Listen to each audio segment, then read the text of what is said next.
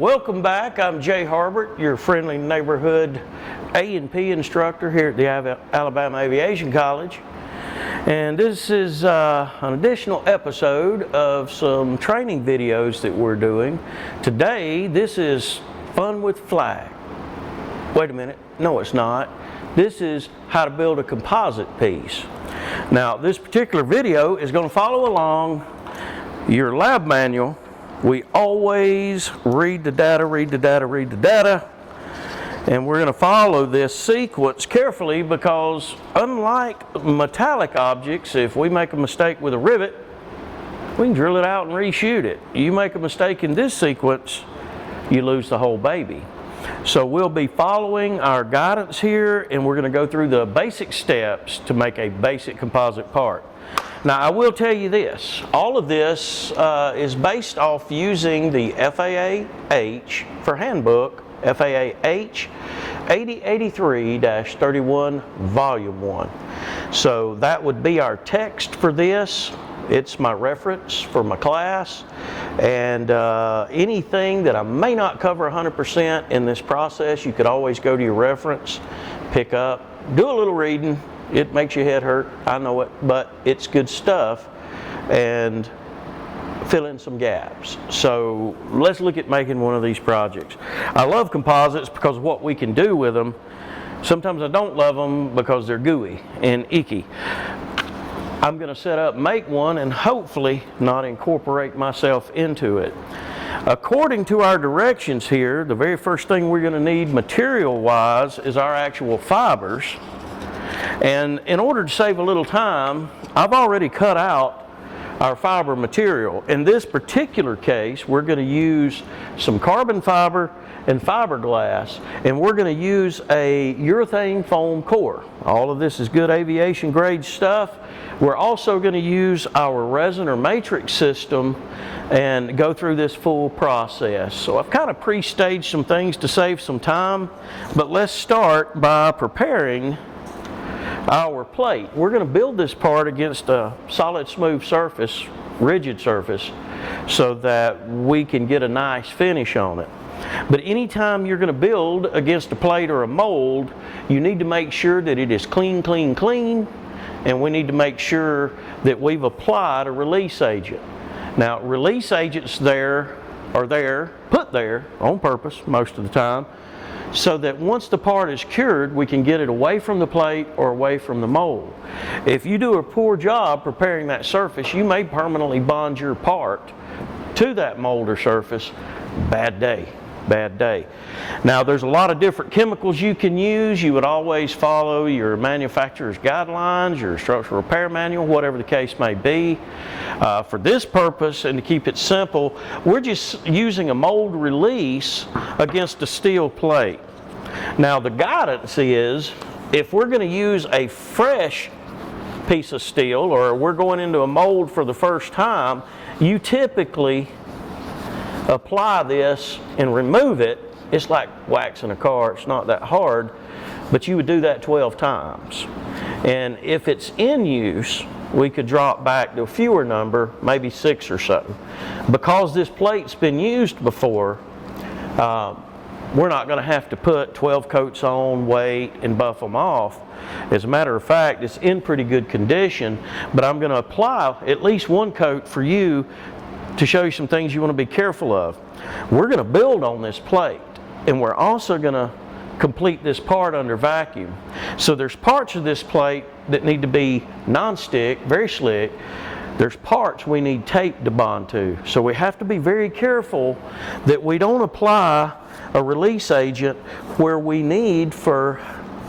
have a need for our vacuum tape to stick. I'm going to run my vacuum tape around these edges, so I'm going to kind of keep this border protected and not get this release out in those areas. If so, when I go to bag my part, I'll be chasing vacuum leaks, and that is the bane of a composite person's existence at times, is constantly trying to find where the leak's at. So let's set ourselves up for success. Now, if you notice, and if you can't see it well enough, I'll tell you, Don't put really heavy coats of this wax on at the time. You know, if a little dab will do you, then a whole pile's great, right? Well, nope, not in this case. So what we're going to do is put on thin coats. We're going to allow them to dry. It's just like waxing a car in a lot of aspects. Once it dries, it gets a hazy appearance.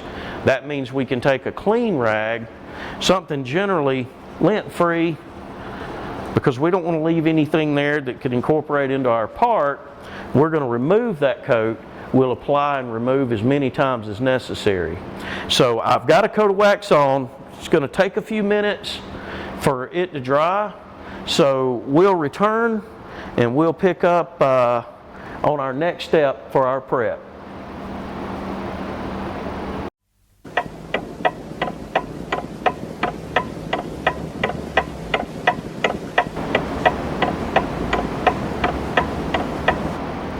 Alrighty, we've applied our mold release and we've given it enough time to flash over.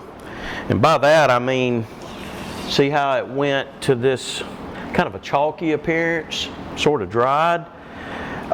That's a good visual indicator that we can go ahead, we're going to buff this off. Remember, if it's a new mold, new part, new piece, we need to do this many, many times. Since this has been in use typically 6 times.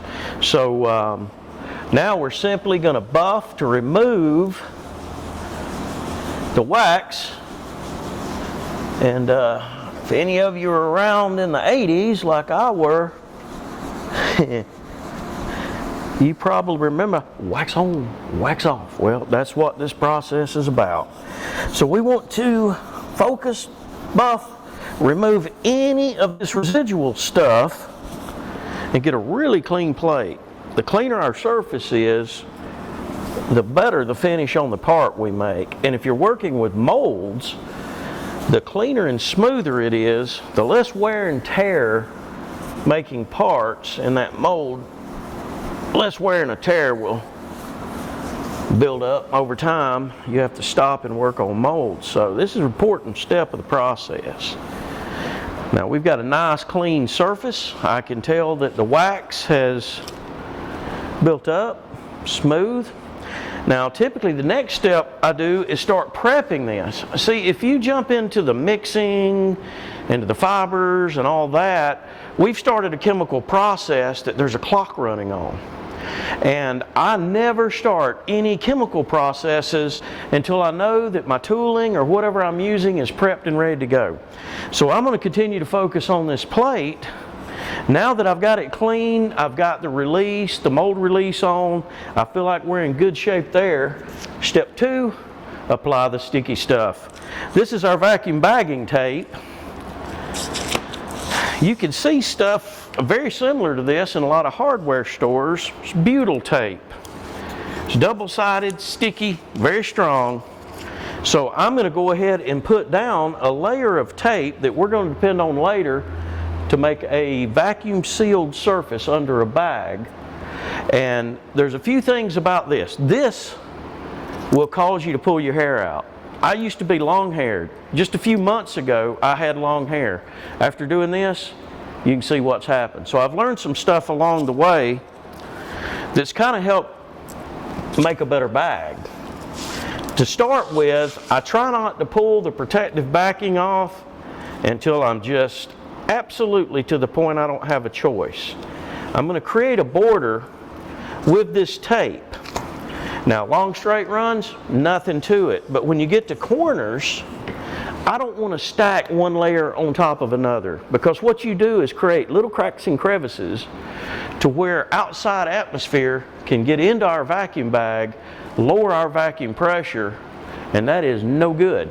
So I like to keep my tape on a single level as much as possible, and when I go around to turn, I'm simply going to reach, tear away a little of that tape, that protective layer of tape, and then I'm going to manipulate my tape around the corner, touching down to make a nice smooth radius. Then I'll put my protective backing back in place, and I'm going to repeat this process as I go around all these corners. The fewer overlaps, and starts and stops that I create while doing this, the better chance I'll have of making a good seal in a good bag. Chasing leaks is a pain in the butt. So we're going to follow that same procedure. We're going to walk that tape around these corners. We're going to lay our protective surface back down. Keep everything nice, straight, smooth, and flat. Now, I'm to a point I have to make a decision. I've got to join these two ends together, and if I want to do that in such a way not to create a leak, here's how I'm going to go about it.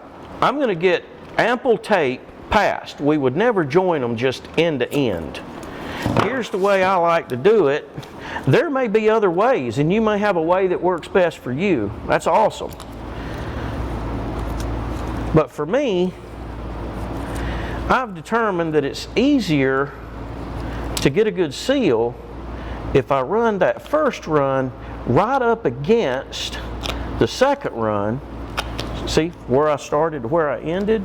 Press down, make sure it's got a good bond to our surface and a good bond to each other. By doing that, I've not changed the level, and I've given myself a long area to create a seal rather than just bringing it end to end. So now I have a plate that's prepped. The surface is covered with release.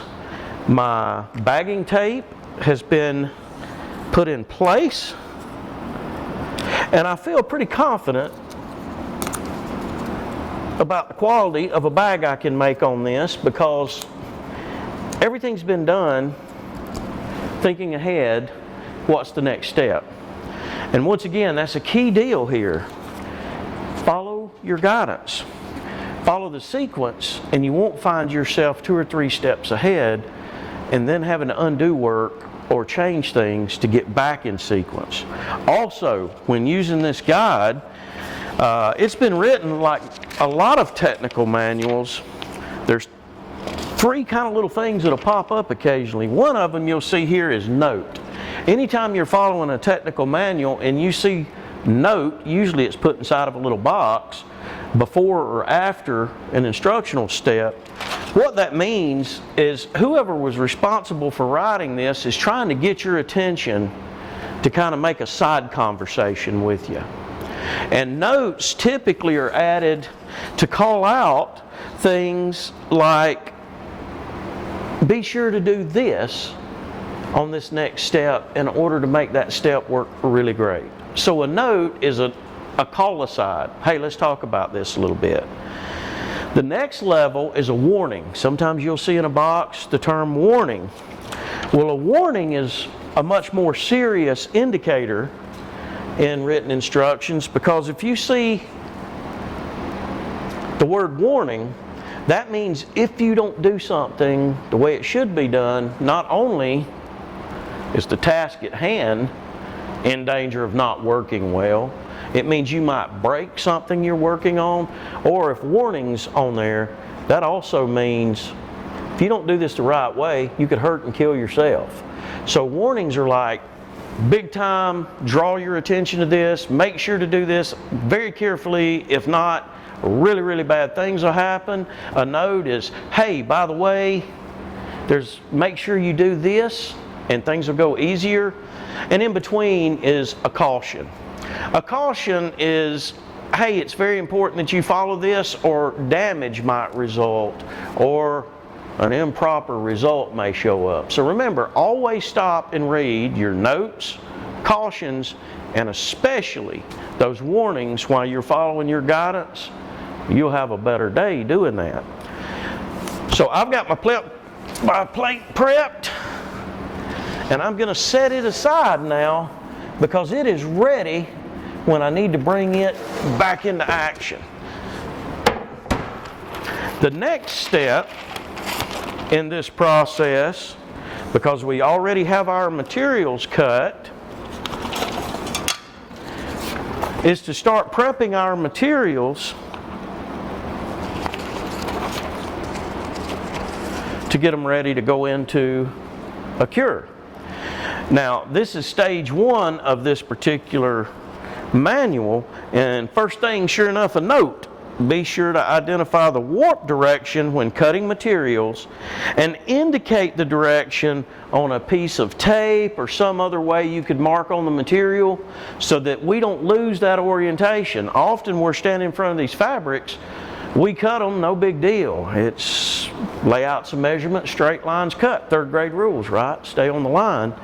But if we handle that fabric, we put it here, we move it there, we lose our orientation, then we've lost our warp. And in previous videos we discussed what a critical thing the warp direction is, because most textile materials, the warp direction has more threads per inch than the fill direction, which means the fabric is stronger in that direction. Well, in composite technology, following that guidelines, those guidelines, following that engineering is critical, so mark your warp. Now, on my pieces of material for today's purpose, I simply used a Sharpie. Never use anything that's waxy or greasy to mark on material like this. It interferes with the bond. But I've marked my warp directions on all my materials so that when it comes time to assemble those materials, I can make sure everything's following the correct directions. Now, for this part, it's the first part we build. It's relatively simple.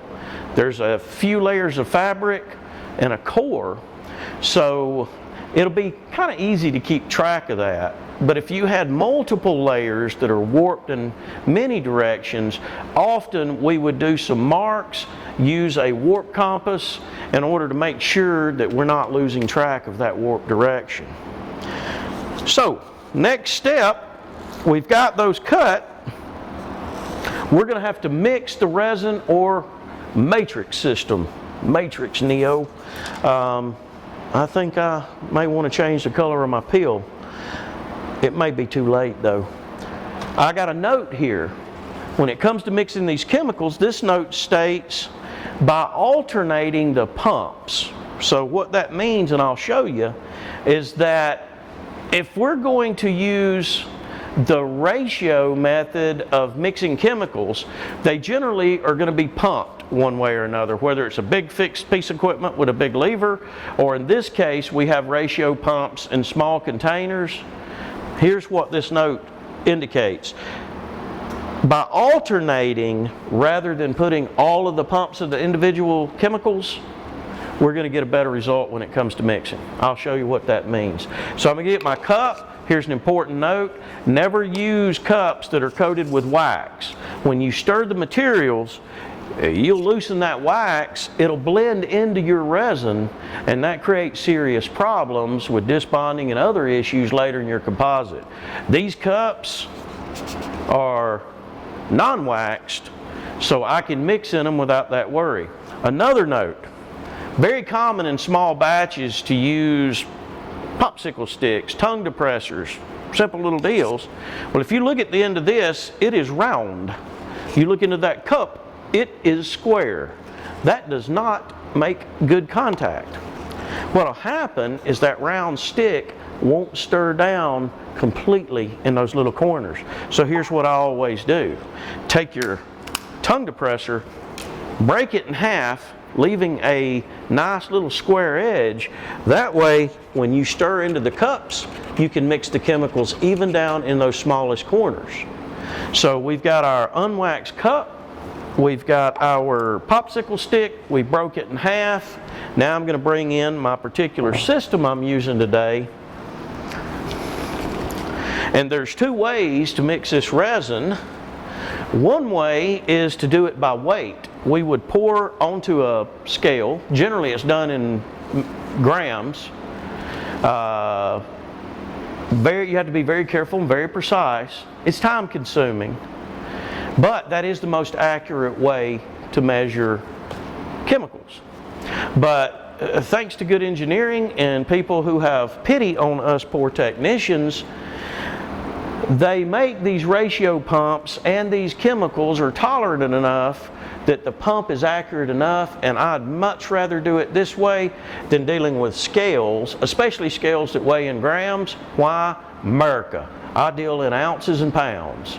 So with the ratio pump here, I'm going to remember my note. Rather than pumping maybe 3 pumps of part A, then 3 pumps of part B, what I'm going to do is simply push 1 pump of part A, 1 pump of part B. Then I'll come back to part A.